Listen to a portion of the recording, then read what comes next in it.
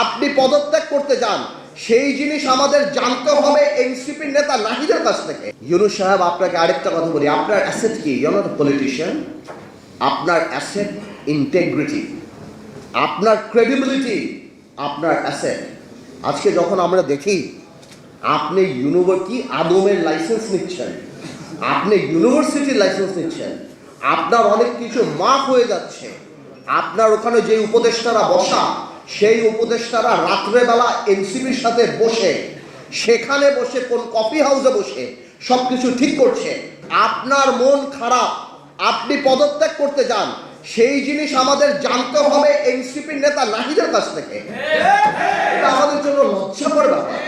আপনি আজকে যে পারমিশনগুলি নিয়েছেন, এই পারমিশনগুলি হয়তো কোনো একটা গণতান্ত্রিক সরকার রাষ্ট্রে আপনি নিতে পারতেন, কিন্তু আজকে নিয়ে আপনার ইন্টিগ্রিটি অ্যাটাক করার, আপনার ইন্টিগ্রিটিকে প্রশ্নবিদ্ধ করার কোনো দরকার ছিল না। এই জন্য আমরা বলতে চাই, আমরা জানি আপনি রাজনীতিবিদ না, আমরা জানি আপনার আশেপাশে রাজনীতিবিদ নাই। আপনি এখন নির্বাচনের ডেটটা দিয়ে দেন বাংলাদেশে। আমরা সবাই বলছি যে ডিসেম্বরের মধ্যে নির্বাচনটা আপনি যদি দিয়ে দেন, এই দেশে সব কিছু একটা লাইনের মধ্যে চলে যাবে। আজকে ব্যবসায়ীরা ইনভেস্ট করে না কোথাও, তারা মনে করে ভাই ইলেকশনের পর কি হবে, প্রশাসন কারা আসবে, কোথায় কি হবে, চাকরি বাকরি ব্যবসা থেকে আরম্ভ করে সব কিছু আপনি একটা কনফিউশনের মধ্যে আপনি ফেলে দিয়েছেন বাংলাদেশে।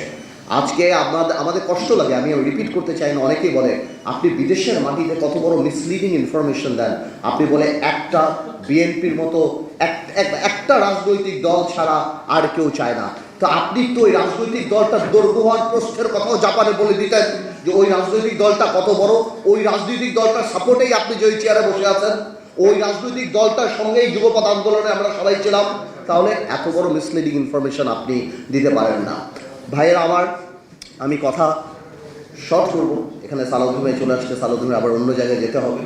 আমি খালি এতটুকু বলছি, আমরা জানি নির্বাচন দিলেই সব সমস্যার সমাধান হবে না, নির্বাচন দিলেই সব কিছু শেষ হবে না, বাট নির্বাচনেই জনগণকে ক্ষমতায়ন করার একমাত্র, এবং নির্বাচনেই বাংলাদেশের সবচেয়ে বড় সংস্কার।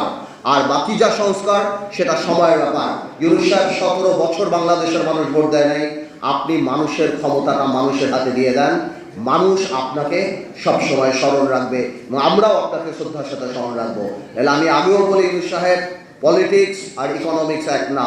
পলিটিক্সে 2 আর 2 22 হয়, ইকোনমিক্সে 2 আর 2 4 হয়। আপনাকে অনেক ধন্যবাদ।